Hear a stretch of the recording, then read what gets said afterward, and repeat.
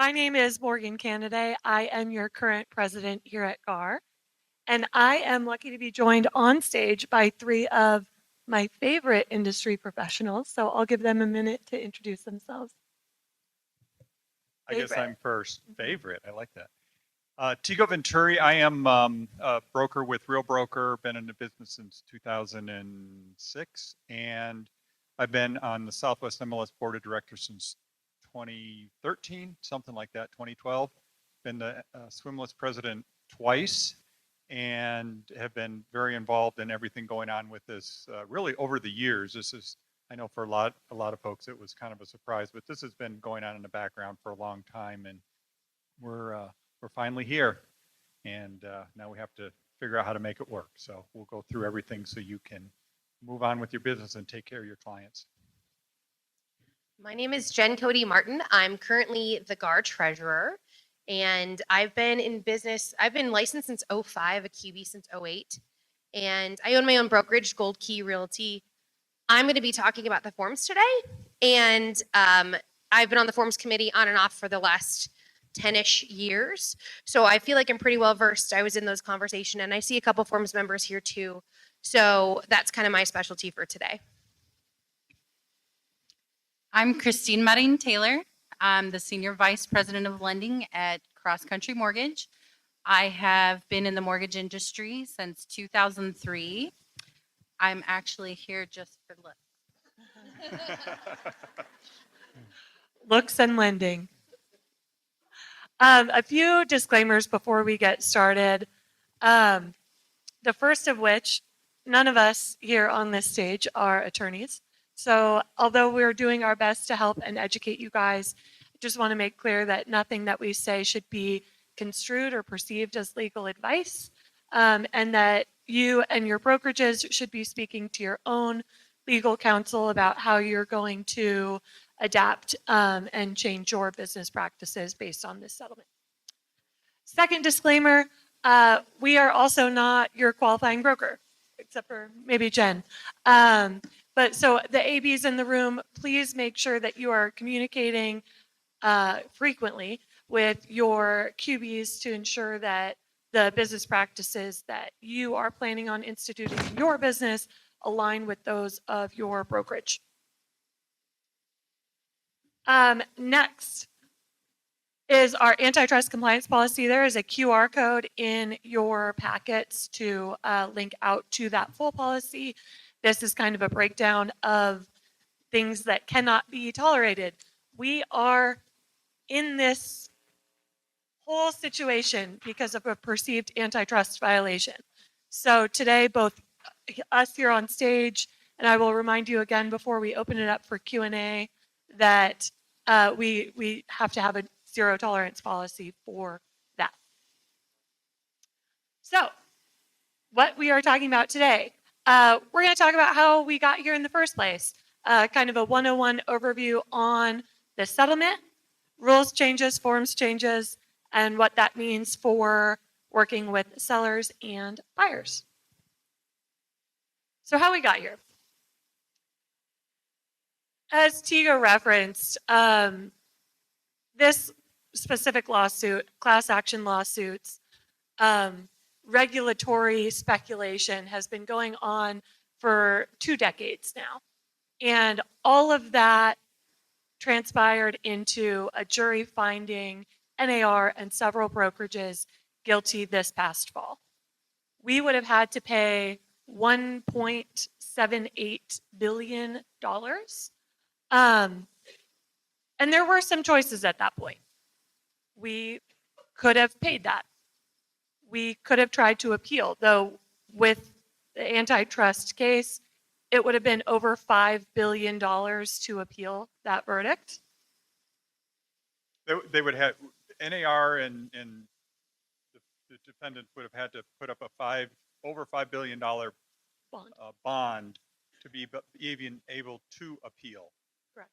And so that's a lot of people said like, well, why did they settle? Why didn't they fight it? Why didn't they fight it? Well, kind of backed into a corner. And so anyway, NAR went forward with a settlement agreement. The other option that we hear a lot from members is why didn't NAR just file bankruptcy, which was certainly an option too. But that option would not have been any benefit to anyone in this room because this settlement protects you as a realtor, your brokerage, your association, your MLS from any further litigation on this matter. So by settling, NAR was looking out for their members by continuing to protect us from further litigation. And I just want to say something on that, just because we can all play Monday morning quarterback. We can all argue about should have done this, should have done that, and all that. And that's fine. We can have those, conversations over a beer or whatever. But we're here now, and we have to change. And starting tomorrow, everything changes in the way we do business and the way we get paid. And so now we're just all here together to really work through this and understand the solutions and how we can move forward. And like I've been saying a lot is, our job as realtors is professional problem solvers. That's what we do. And we're going to figure this out. So that settlement came along with a $418 million settlement, but also some agreed to rule changes. So that's going to be the bulk of our discussion here today. And Tigo, if you want to kind of break that down for us. Sure. So just like that. It's all me now. All right. Let's simplify this. There's two major rule changes with huge umbrellas underneath both of those. First and foremost, the MLS must eliminate any and all offers of compensation in the MLS, period. No more compensation being offered in the MLS. That's totally gone away. So that's a second item on that, on our screen here right now. We already talked about release of liability, and I just want to address the release of liability again. That's not just the association, it's also your brokerages that are member brokerages of NAR, as well as you individually as a Realtor member, you are covered under this settlement, and there can't be additional claims made against you, in theory. If you follow the practices, and that's what we're going to get to. So anyway, the two big changes. No compensation in the MLS, so seller cannot make an offer of compensation to a buyer broker in the MLS. Listing broker cannot make an offer of compensation to the buyer broker in the MLS. And that's where it ends. It's in the MLS. You can do whatever you want outside of the MLS. You can't do anything related to compensation in the MLS. The other big difference or the big change is that buyer brokers are now going to be required to have a written agreement with their buyer prior to working with that buyer. The trigger basically is when you show a home. Before you show a home to a buyer, you must have entered into a written agreement, and there's basically 4 requirements that need to be in there. It's not a full buyer broker agreement or buyer agency agreement. It is just a written agreement settling on what your fees are going to be as a buyer broker. Those are the two big things. The other thing that we did not mention yet would just be that as part of this settlement, NAR does continue to admit no wrongdoing. We still genuinely feel that there was no issues with the commission policy that we had prior to this point. Back to me. All right, there's been, who in here has actually taken the time to read the settlement, or at least some of it, not all 109 pages, but some of it? Okay, good. There's basically 3 sections that apply to us out of the 109 pages. And a few things I want to point out. First and foremost is this section here, section 19 or section 18. And what it addresses is who is covered under this settlement, the released parties, meaning if you do these things, you are released from liability under this settlement, right? So that means if you do these things, and in this case, what is highlighted is items 6 through 10 in section 58 of the settlement agreement. So if you want to know what your obligations are under the settlement, go to section 58. It's on page 28 of the settlement agreement, and look at 6 through 10. There's other items on there, but they only apply to the MLS, not to you practitioners as well as brokers.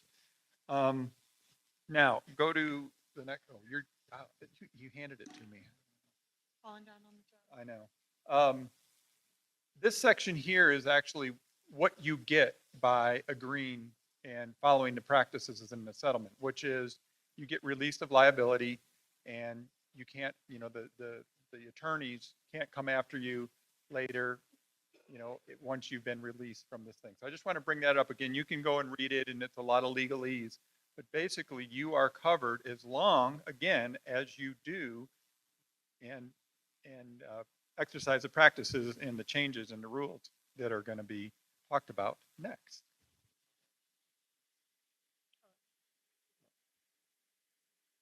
The other operator headspace. All right, so I referenced section 58, again, 6 through 10, and this is really the really short summary of what it is. Again, you can read it in detail more. There's a great information on facts.realtor that breaks this down as well, but basically it's what it comes down to is you have to have a written agreement before touring homes, working with a buyer. You have to specify the amount and rate of your compensation. It must be objectively ascertainable, meaning it can't be open-ended, meaning it can't be whatever the seller's offering or up to or this or that. It has to be a specific number, percentage, and if it's a percentage, what is that percentage based on? And you may not receive comp that exceeds the amount that you agree to your broker. That's what it says in the settlement. Item 6, you can't, represent your services as free. That was a big problem. That's kind of gone away, but that was a problem back in the day where, a lot of brokers were running around. Oh, you can hire me, I'm free. Well, we were never free, but that was a problem. And then there's also a section here about working with sellers. And if you're working with a seller, you must disclose and approve any payment, get approval from the seller of any payments that you're making to a cooperating broker. So you have to have a disclosure. We have a form for that. And the 1108? Okay, we'll talk about it later. Disclosure. Tigo somehow has every single form number memorized. No, it's, thank you. Hey, by the way, who's on the forms committee here? I know Jen is. Kathy's here. Oh, you're kind of on the forms committee. That is truly one of the most MK thankless back there. jobs. Thank Yes. you. Thank Thank you. you, Mary Kay. So can we give the forms committee and Ashley Strauss Martin a round of applause, because they were put under pressure to make some drastic and quick changes and come up with some new forms in a very short period of time, and they did it. So thank you, Mary Kay. Thank you, everybody, for doing that. And I know, Kathy, you were very involved, so thank you as well. So, I'm sorry, let's go back. Let's see, just the other items on here. You must disclose, working with buyers or sellers, that commissions are negotiable, as they always have been since the 1930s. And you can't filter, and I want to talk about this, you can't filter what properties you're going to show a buyer based on what's being offered. And that was true when it was in the MLS. And it's still true even if they're off MLS. You still can't say, well, I'm not going to show you this because that broker is not offering or that seller's not offering any compensation to me. It's also called steering, which is against the law, so There is we that shouldn't too. do that.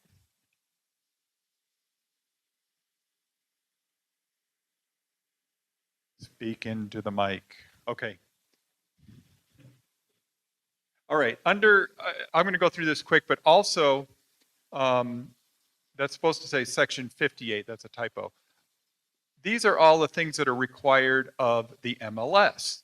And so it's eliminate compensation requirements. We've talked about that. Prohibit offers of compensation in the MLS, remove compensation fields in the MLS, no comp requirements for the MLS membership. So we get that, right? It's all gone. It's not in the MLS any longer. And then we can't facilitate any we meaning the MLS cannot facilitate any non-MLS offers of compensation mechanisms. That's not saying you can't do it. The MLS just can't facilitate it or help it or provide data feeds for another website that spins up if it's across multiple brokerages. And then we got to rescind inconsistent rules, develop educational. Well, we're doing that, Check. and not present often. I can't read it. Okay.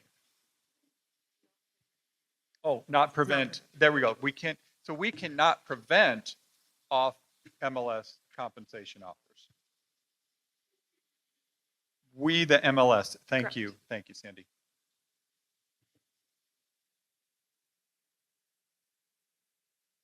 I think we pretty much hit on all this. Okay. And so let me say this. So the MLS has been tasked with enforcing this. So what that means is the MLS is, first off, pretty simple. We're going to be, again, the MLS, and we are all the MLS, by the way. The MLS is tasked with enforcing not having compensation offers in the MLS. So that means if you put offers of compensation to a buyer broker in the MLS, even though the fields are going to be gone tomorrow, but if you put it in remarks or put it in an attachment in the MLS, that will be a violation. If you put it as a photograph in the living room, that shows up in the property, and there's a. I'm talking to you, Sandy Lee. You're the sneakiest guy in here, so. So I know. That's why I can say it to you. And so we, again, the MLS is tasked with enforcing this. The other thing the MLS is tasked with enforcing is the written offers between a buyer and a buyer broker. So that brings a question, well, how do you do that? Well, the MLS rules have changed, and so right now, if there's a complaint to the MLS, let's say regarding a listing agreement, somebody thinks that maybe the listing agreement is out of date, or maybe that somebody's got a property listed that they don't really have listed. Complaint comes into the MLS will reach out to that broker, the qualifying broker, and ask for documentation. And this is going to work the same way. If the complaint comes into the MLS, there will be a process for requesting documentation from the qualifying broker and broker to prove that they are in compliance with the settlement. The reason the MLS has to make sure that we are following this rule and doing this enforcement is we want to be covered under this settlement. We, as the MLS, do not want to have lawyers knocking on our doors for anti-compliance with this settlement. So the MLS will be enforcing these rules going forward. And when we say no communication of commission in MLS, that also means everything attached to MLS. So as Tigo said, photos, anything in the documents tab, but also things like showing time. You cannot, in the showing time instructions, have any communication regarding compensation. So one of the things with the forms, we have a new form 4660, which is the seller offer to the buyer broker of compensation. That cannot go in the MLS. You cannot upload into the MLS. So that's just an example.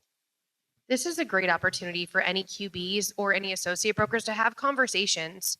Figure out how you're going to handle that in the brokerage, what your standard of practice is, what your standard of practice manual might say. So QBs, if you're not having those conversations, I encourage those conversations. And associate brokers, if you're just not sure what your QB stance is on that, talk to them, because ultimately they're the one who is allowing you to practice under their name. So they're taking the risk on you. So just have that conversation. Off MLS offers of compensation. This is a question that's come up many, many times. And off MLS offers of compensation are allowed. So if you are a listing broker, qualifying broker, associate broker, you can promote the fact that your seller is offering compensation. Obviously, talk with your QB, or if you are a QB, make sure you've got that documented so you're not making an offer that you can't fulfill.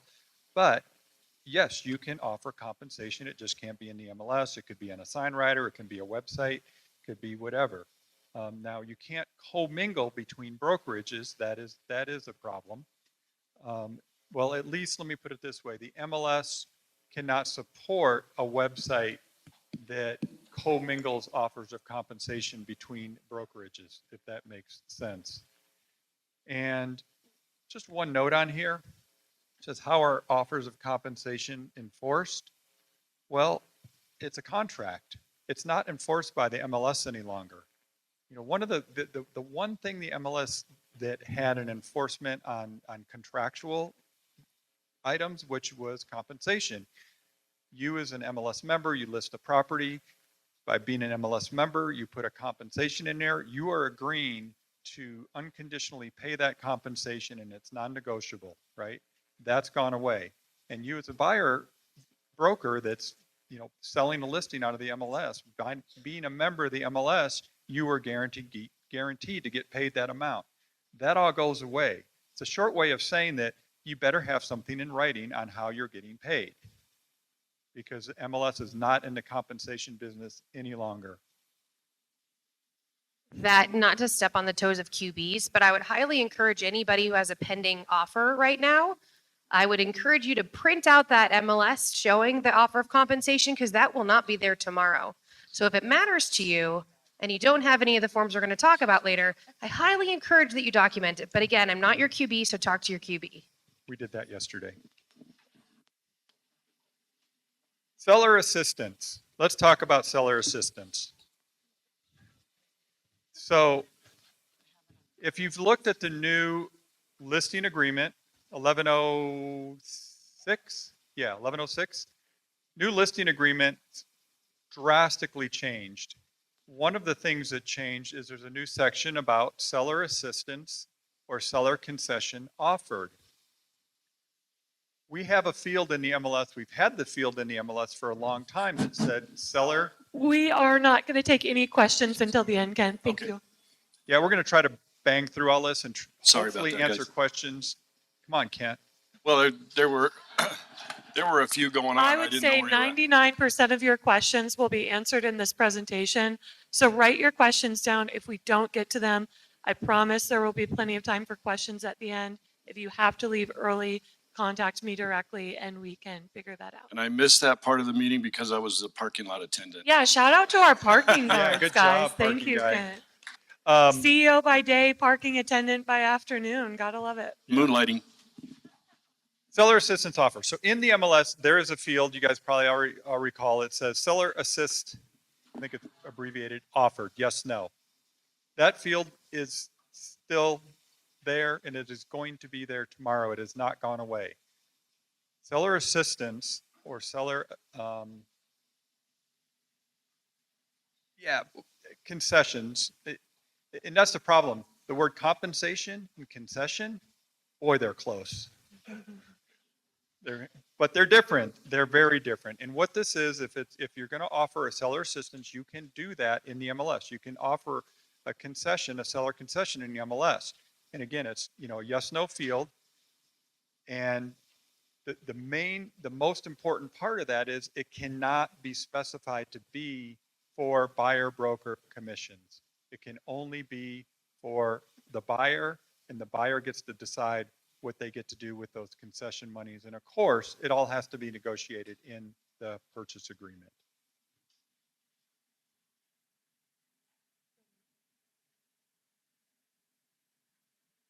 Let's see, what do we got here? Oh, we do have a concession field when you close out the property. You guys remember that when you close a property, it says, you know, was there a concession in the deal? That's still going to be there. That's not going to change. And there is a section there where you can make notes if you want to make notes. I know appraisers in here would appreciate that if you made a lot of diligent notes if there's any concessions in your closing, so that they can factor that into their appraisals when they move forward. And specifying who paid what commission in that closed listing is still allowed. And I promise if you don't include that in those selling comments, the amount of phone calls that you will be receiving from appraisers asking that question is going to skyrocket. So if you don't feel comfortable putting that in the MLS when you're closing out a listing, please respond to appraisers and our fellow realtors when we're doing CMAs with answers to those questions, because communication, as we'll touch on later as well, is really going to be more important than ever moving forward. All right. So, in an agreement, and I know this is a little rudimentary, but we need to remember the players in an agreement. So, the situation we're about to enter into is we're going to have the seller with a listing agreement, and then we're also going to have a buyer with now a buyer broker agreement. And those two parties are going to come together, and now we're going to have a contract. Okay? So, I just wanted to put kind of a visual forth so people can understand exactly what we're dealing with, because keep in mind, a buyer is not a party to the listing agreement, neither is a buyer broker. And a seller and a listing broker are not a party to the buyer broker agreement. So it's really important that we keep those separate in our minds because they're all very, very different. So if you haven't found the new forms, they're going to be in your library at NMAR. So we all have NMAR accounts, and your account number is your NERDS number, and your password is your last name lowercase. So please go there, and then you're going to go to your legal resources page, and from there you can watch all of Ashley's videos, which are very comprehensive. So that's instruction from an attorney, which is pretty amazing. Also, you can download all the forms. You're going to notice, though, they're not going to have your flag of your company on the top of the forms. They're not branded for your company because these are forms for anyone to use right now. The reason why they're not in your Instanet account or, Transaction Desk or SkySlope, thank you. Very forgetful. Or Dotloop, any of the forms providers you're using right now is we've sent those forms to them, but they take time. And they're going to take time to allocate how those forms are filled out. So they're doing the back end stuff, connecting everything, and it's going to take time because they're getting that not just from us, but from every other person or every other association in the nation. So I can't guarantee they'll be there tomorrow or next week. It might be a month or two. So we need to get in the habit of downloading those and working through those in the best way possible. QBs or brokerage owners, if you wanted to, you can also upload those as office forms, and they can be given to your people in office forms. I'm not going to go over tech stuff, but figure out how to do that. It's very simple. All right. So just give us patience on the delay of getting them into your library because we're working on it, but we are limited to wherever we landed in the flow from any of those companies. All right. So out of the new forms that are available. Oh, by the way, if you guys missed that, you can also go to this page of your document, and it's going to have all the forms listed, and it's going to have the location of how to get them. So if you missed that last slide, that's how you can find it. So I kind of tried to simplify the forms because when you see them, they're going to be all in one line. And I wanted to simplify what we're doing. And we're not going to do a forms class here. I know you love forms classes, but that's not what today's about. I wanted to break them down into what you might need. So the seller forms we're going to find is obviously the listing agreement has changed. The offer of compensation is completely removed from the listing agreement. The dual representation statement is in there still. So there's a lot of changes that came with that, and it's up to your QB and you to find the education on that. However, that is watching videos, talking to your QB about those changes, but you will no longer see compensation in there. The idea of sharing compensation is a big element that the DOJ doesn't like. So the idea is, as a listing broker, I'm creating my compensation, and I may have a conversation with my sellers about a buyer's compensation. And they may choose to offer something, and they may not choose to offer something. And it could be large, and it could be small, and it doesn't matter to me what they offer or not offer, right? It could be anything, 0 to $1 million, whatever that may be. So keep that in mind. We are required by law to present all offers unless instructed not to. So that's our commission rules. So we need to make sure, even if we get an offer that asks for compensation beyond what they wanted to pay, or no compensation at all, whatever it is, we're still obligated unless we have a written directive telling us not to. The next one is the MLS information sheet, the 1820. That's going to be great for anybody who that used to be our old MLS info sheet. We updated it because it was severely out of date. It talks a little bit about the fact that compensation is no longer offered, all that good stuff. The notice to unrepresented buyer. Okay, this is a concept we haven't really talked about in the past. We all know what FSBOs are, but now we have a lot of unrepresented buyer, and there's no cool term for that yet. So I don't know. UBs, I don't know what that's going to be. UBs. But an unrepresented buyer is effectively someone who says, hey, I've done this before. I don't need a realtor. I don't need a licensee. I'm very competent and capable. So I'm going to represent myself. And what that does is create a new conversation for us to have with our sellers. And that conversation is going to be twofold. First, I'm going to say to buyer, hey, I have to present your offer, no problem. But let me give you this notice. And this notice says, I am bound to broker duties at the very top, Section A, honesty, reasonable care, everything we're learning in core this year, if you haven't taken it. Section A, I'm bound to that for everybody, independent of if they're represented or not. But I'm not going to give you anything else. And it's very clear about creating expectations. It says, I'm not going to help you interpret forms or understand forms or any of those things. So keep that in mind that that's what that form says. Talk to your QB if that's required, if you have an unrepresented buyer or not. I'm going to talk about that in a little bit too. We've got some other forms related to that, so I'll go into that a little bit deeper. The 1101 is the seller notice of MLS rule changes. That is intended to be a temporary form, kind of like our COVID forms were temporary. It's supposed to be for all your listings that exist right now. To say, hey, seller, just letting you know, I know we had an agreement signed yesterday, 3 years ago, whenever it was signed, but I wanted to let you know things have changed. And now offer of compensation will no longer show up in the MLS. It's just a one-page notice that needs an initial acknowledging the changes so they're aware of what's going on with that. And then the last one on this slide is the 1108, which is compensation to cooperative broker. When I have that conversation with my seller and my seller says, you know what, I would like to incentivize a buyer's broker to show my property and work on behalf of me and produce a buyer, I'm going to offer them X dollars or X percentage or X amount. And in doing so, if the seller already has a predetermined amount they'd like to offer, this is how they can fill it out and create a notice. So if a buyer comes along, I can say, hey, buyer's broker, just letting you know, I have an 1108 and it is disclosing to you what the seller is willing to pay. Keep in mind, everything is negotiable. So if it's a number you don't like, if it's a number that is not adherent to your buyer broker agreement, and it's not what your buyer broker agreement says, you can ask for a different number, right? But keep in mind that buyer broker agreement is going to drive the conversation concerning this. All right. Let's go over buyer forms, which is the next section. So obviously we have a new buyer broker agreement, yay. You know, you guys all are so excited. The buyer broker agreement, if you haven't seen it, talks about compensation in a couple ways.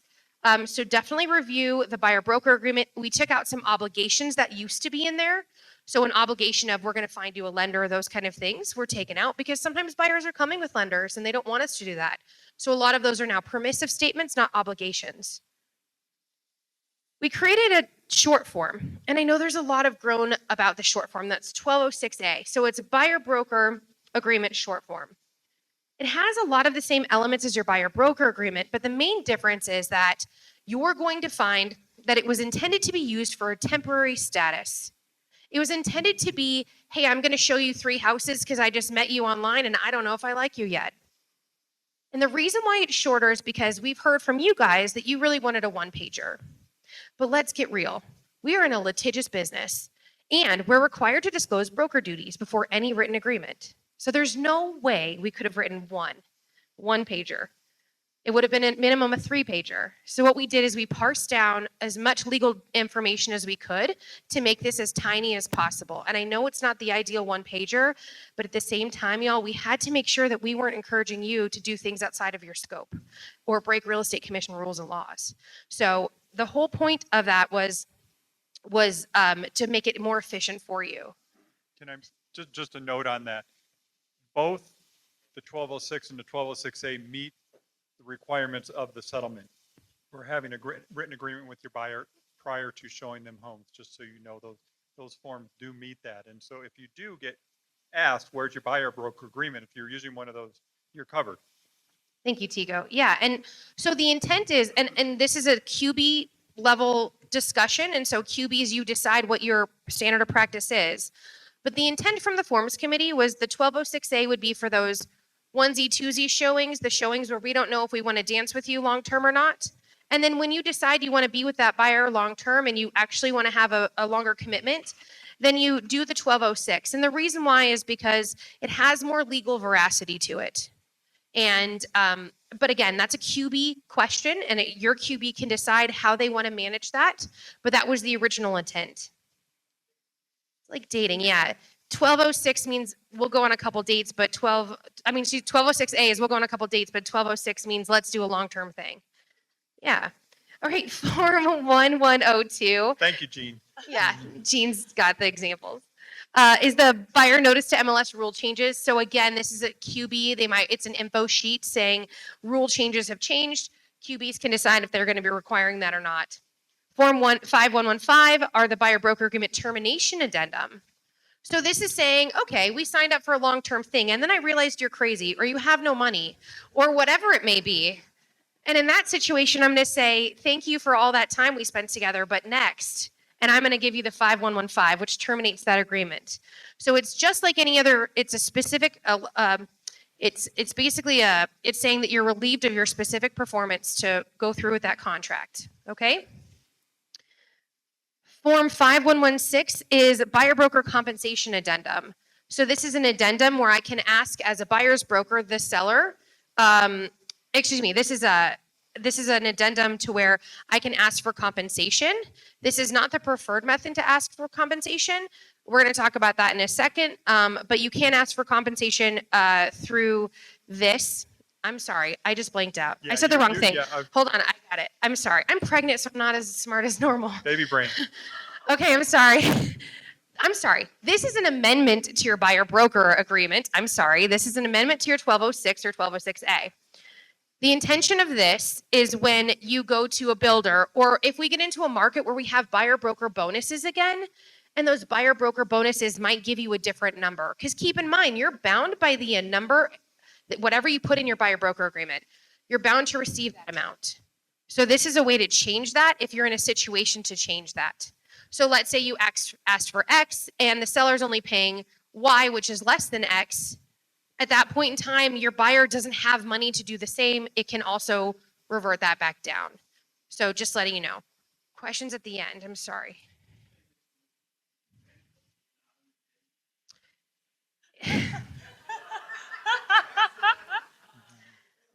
I know, heartbreak. I'm sorry, guys. I meant to say addendum. I'm really sorry, y'all. Thank you for the correction. I know, we merged them a couple years back. Okay, let's move on with our lives. But thank you for the correction. Okay, transaction-related forms. So unrepresented party use of forms. Okay, this is a really unique one, and this is going to be used sparingly. But let's go back to the situation where you have an unrepresented buyer who knows all the things and wants to represent themselves. This is where you're going to say, fine, I'm going to give you access to the forms only during this transaction. And there's a couple ways to do it. So you need to talk to your QB about how they want to handle that.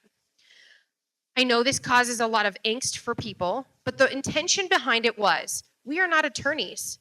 And if they came up with their own napkin saying, here's my purchase agreement, or they came up with an Office Depot form that says, here's my agreement, we are not attorneys. Okay, some of you might be attorneys. Most of us are not attorneys to where we can interpret those forms. And then we'd have to say, look, based on my commission rules, I can't tell you the effectiveness, validity or consequences related to this document. You need to talk to an attorney, right? So the forms committee said, well, if we have an unrepresented buyer, it's going to protect our members most if we can allow that buyer for only this transaction to use the forms needed. So don't give them all the forms, give them the forms they need. Oh, buyer, you need a purchase agreement? Here you go. But what I'm going to do is I'll give them a blank purchase agreement with my listing information on it, the address on it, the legal description on it. And that way I know they're not reusing it for other things. Because guess what? My name's at the bottom. And I don't want them writing offers on other people's listing with my name on the bottom of those forms, because now it's going to come back to me as if I violated the copyright agreement that I have with NMAR. So it's really important that we put as much information in there possible to kind of lock down those forms when we're giving it to them. So again, the things that we know. Legal description's not negotiable. Address is not negotiable. My information's not negotiable, right? Any of those things would pretty much lock down those forms to where they can only use it for that intended transaction.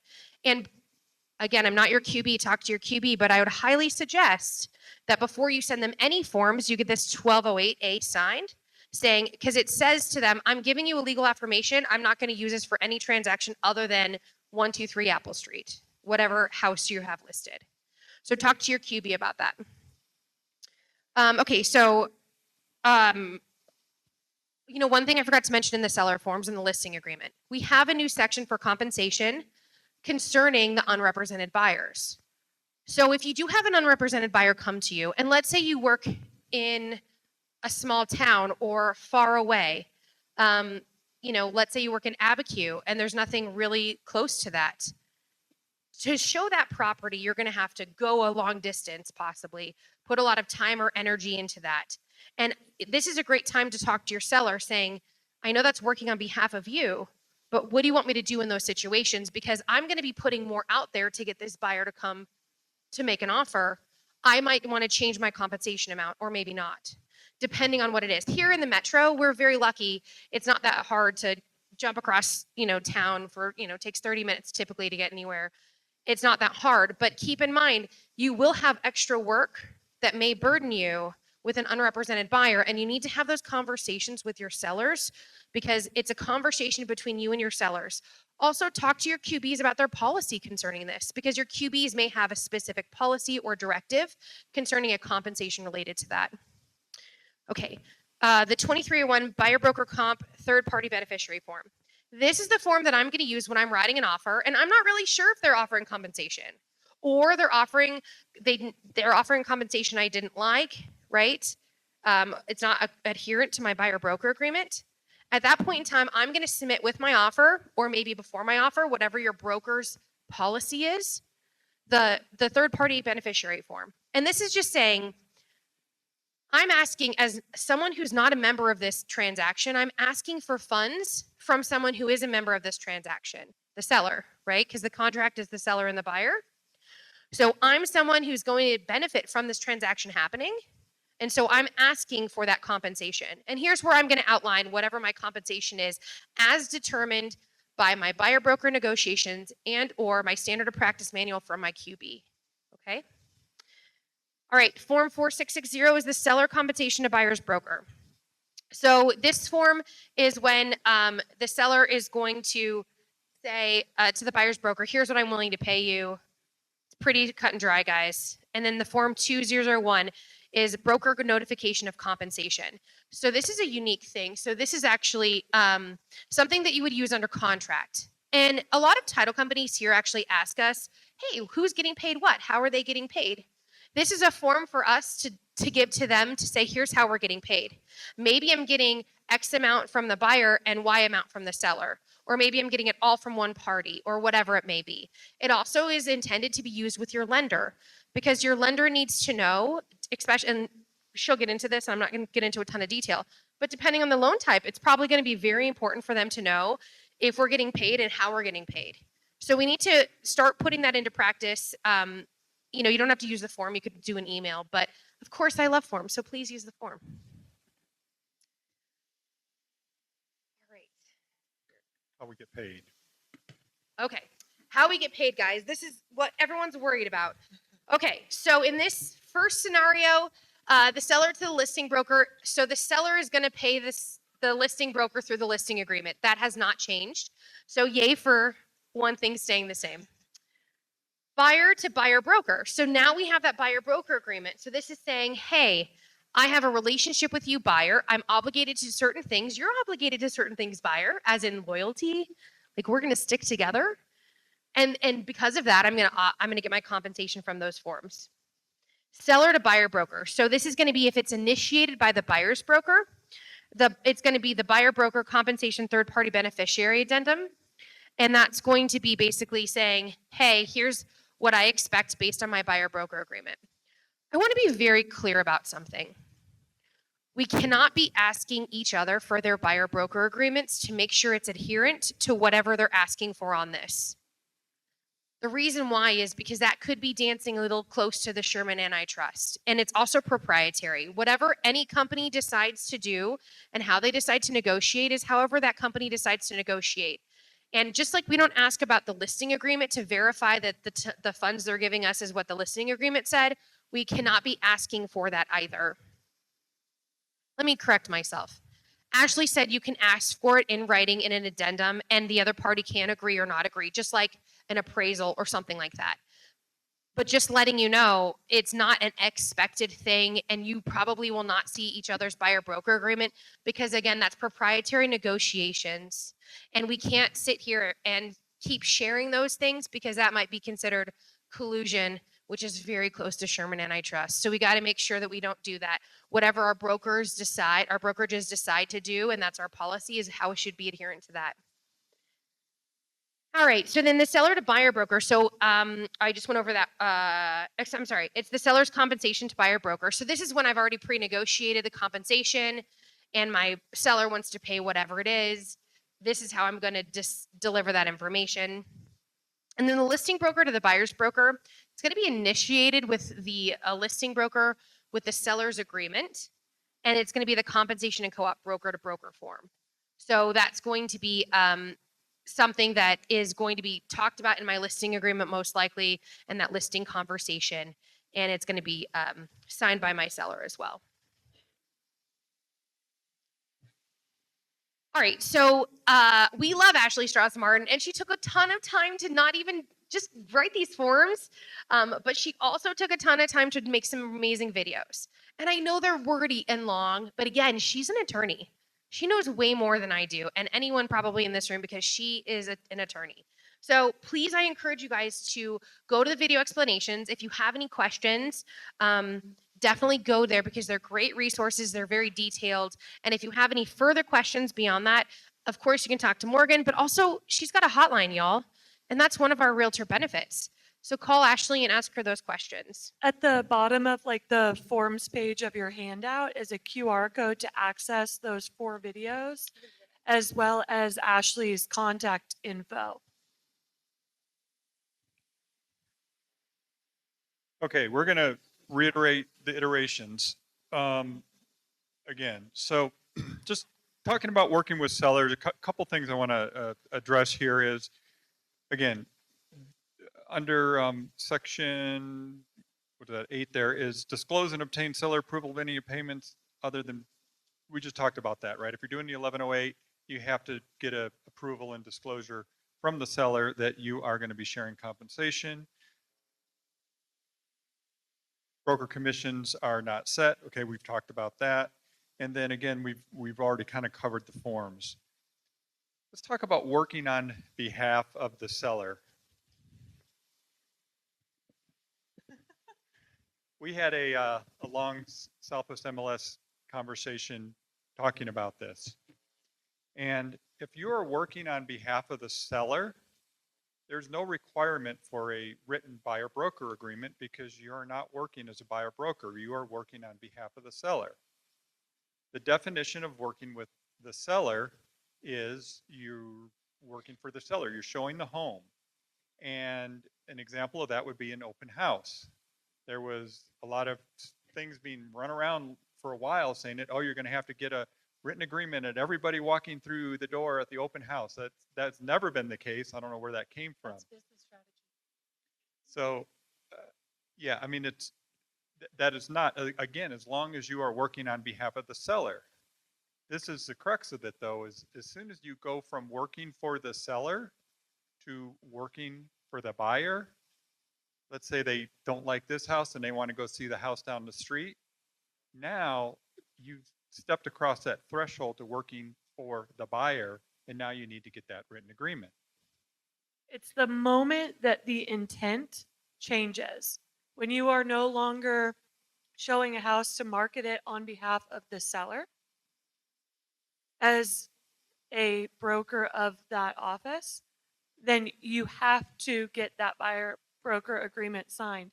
And that could mean even when you are still physically in that house, not the house down the street, but if you're physically in that house and you start talking about writing up an offer with that buyer, that agreement needs to be signed first. Thank you.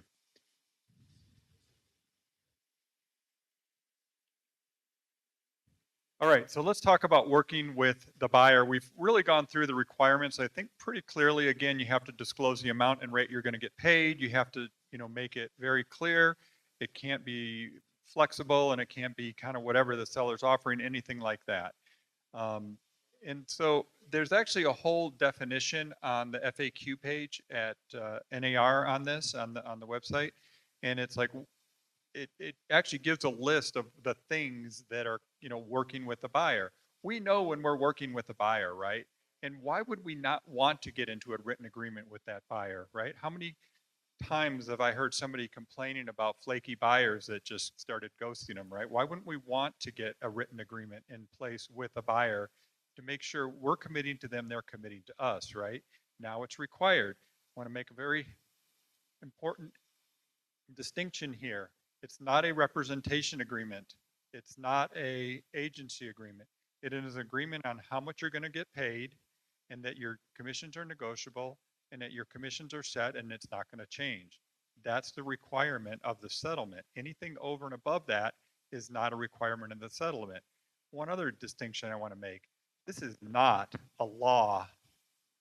This is not a law. Do we all know the difference between laws and rules? Because clearly some people do not. This is a rule that you are voluntarily participating in following as being a member of the NAR and as being a member of the Southwest MLS. You can be not a realtor, you can be just a licensee in the state, and none of this would apply to you. Of course, you wouldn't have access to the MLS, you couldn't use the MLS. But I just want to make that clear. This is a rule that you are agreeing to follow by being a member of both the association and the MLS. Okay, loans.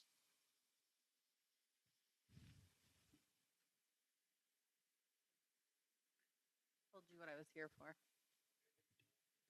I always get in trouble for being too close. All right. So I am actually here to speak. So how do these changes impact financing? They will very specifically impact VA loans. So prior to this, the VA's position was that the veteran is not allowed to pay buyer broker compensation, among other fees.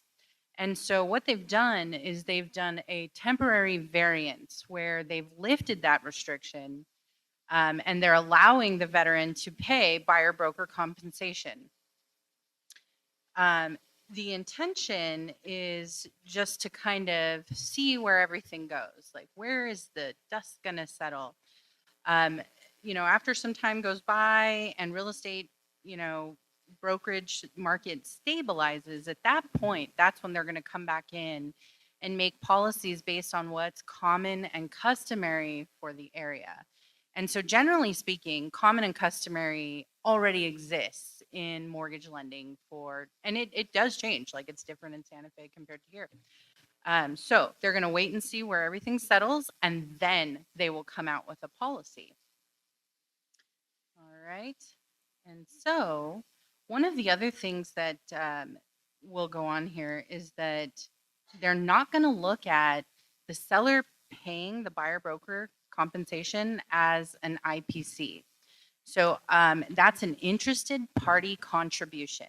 And so in lending, anybody except for the lender is an interested party. So the realtor, if you were to give some of your commission to the buyer, interested party. The seller, a builder. So those are all interested party. This specific payment of a buyer broker's commission will not be measured in those limits. So that's good. That's good. And we want to hope that that's how that stays. The VA is very specific that they will require a copy of the buyer broker agreement to be in the file. So if you're working with a veteran, you're going to want to talk to the lender and provide that document.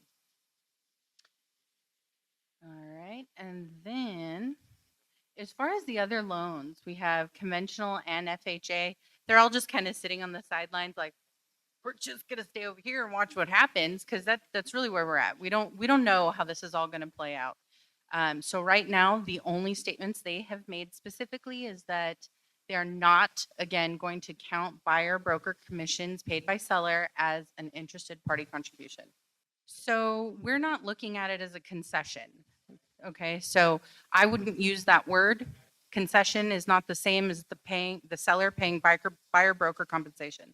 Concession is to be used when it's specifically for the buyer as we traditionally saw it. So a concession would be the carpet allowance. A concession would be I'm paying all these closing costs that are not the seller obligated fees on the contract. So anything above that is a concession. This is not considered a concession on a lending, standpoint. So it's not counted in the totals. Okay. Okay. So the biggest, most important thing, always, but more now, is communication. Communication. You will need to talk to the lender. If you don't like that lender, you're going to have to talk to them. Because number one, we have to find out if the buyer is going to be able to pay any money toward the commissions. You might fire them because they don't have any. I have been in trouble for this before, Jean. Okay. So communicate. Does the buyer have the money to pay for this? The other thing is, I don't know how everything's going to look on your end, what your broker is going to ask you to do, but I can tell you, I just had a deal that closed where the agent, the buyer's agent, never provided any documentation that they were getting paid. So we got to closing and there was no money to that broker. They weren't getting paid. So everything needs to be clear. You need to send those agreements to the lender. You need to call the lender. We need to verify that you have the cash as the buyer. So all I'm saying is communication, and then we'll all work together to try to get to the bottom, to the end. Prior to writing an offer, please, because that's not a fun conversation to get under contract and then have to go to the seller and explain to them that for that buyer to qualify, the seller has to be able to cover the cost of that compensation. And one of the things I missed on is whether or not any loan will allow you to finance commissions. So the answer is no. It's just real quick, it's no. But if your person maybe they have a significant down payment, maybe they're putting 7% down instead of the minimum of 5%.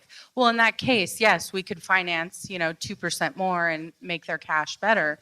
But the point is, specifically, commissions will not be able to be financed. And on that next slide is just a snippet of that form. Yeah, so I was going to talk about that real quick. Remember I mentioned this form and how we can communicate about it? This is how we communicate. It's kind of hard to see, but it says I'm getting X dollars or X percentage from whom, and then it's going to go to the lender and title. And I think the key to all of this is transparency and conversations, right? That's really what we need to be, is more transparent with all partners in our transaction and have those conversations that maybe we weren't having. So we need to have those now. Starting tomorrow. So again, all references to compensation is going to be removed from the MLS. Seller assistance offered stays. Offers of sellers concessions are allowed. MLS will be enforcing buyer agreements. MLS will no longer be involved in offers of compensation. Compensations now must be negotiated outside the MLS. I know we've said that thing about 26 times different ways. And I assure you, over the next few months, there's going to be some buyer brokers that get to closing and say, where's my compensation? Because they never wrote up a 2301, or there was never a 4660, or there was never an 1108 specifying how that buyer broker was getting paid. They never asked for it in the offer. And they just assumed because they sold a home out of the MLS, they were going to get paid, because that's the way it's always been. Starting tomorrow, that all changes. One of the most common misconceptions with this settlement is that it is with the DOJ. And that is not true.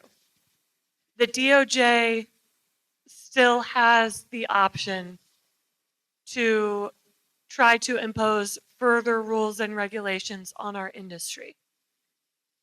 And they recently, back in February, submitted a statement of interest to a lawsuit out of Massachusetts. And on the screen is just a blurb of that here. There's a QR code in your handout for that full 38-page statement of interest. But they have made very clear that if they were to get their way, the seller would never be able to pay buyer broker compensation. And everyone in this room knows what a detriment that would be to first-time homebuyers, low-income homebuyers, VA homebuyers. So I would encourage all of you, instead of trying to find the most creative loophole around this, to truly follow and embrace the spirit of this settlement. Because if the DOJ feels like we have not done enough, they will do everything in their power, which is a lot of power, to make it worse. Well, more so than them, the attorneys that are involved in this class action lawsuit, you know, we said it's 418 million from NAR, but they actually now have a pool of about $70 billion. No, 70 million, sorry. Almost a billion. It's about $70 million between all the brokerages that have settled as well as NAR. And they are going to be looking to make an example out of somebody, some team, some brokerage, some MLS, some association. And we don't want to be them. I don't want to be them, you know. I don't think any of us does. So, you know, we have to follow what the settlement says. And well, I know there's going to be some adjustments as we go on, and we know, trust me, we know a lot of this doesn't make any sense. We're messaging here, right?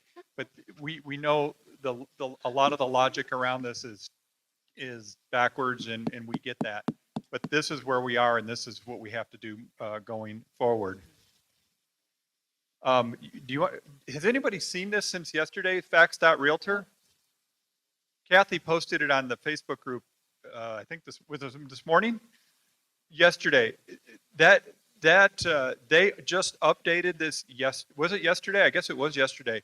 And they've got some really, really good information on there. So it's the Facts.realtors, and there's the links to resources for us, but there's also links to both resources for buyers and for sellers, explaining this in very simple language that you can forward on to your clients so that they understand that this is not just you saying, oh, we have to do this now. No, this is this is nationwide.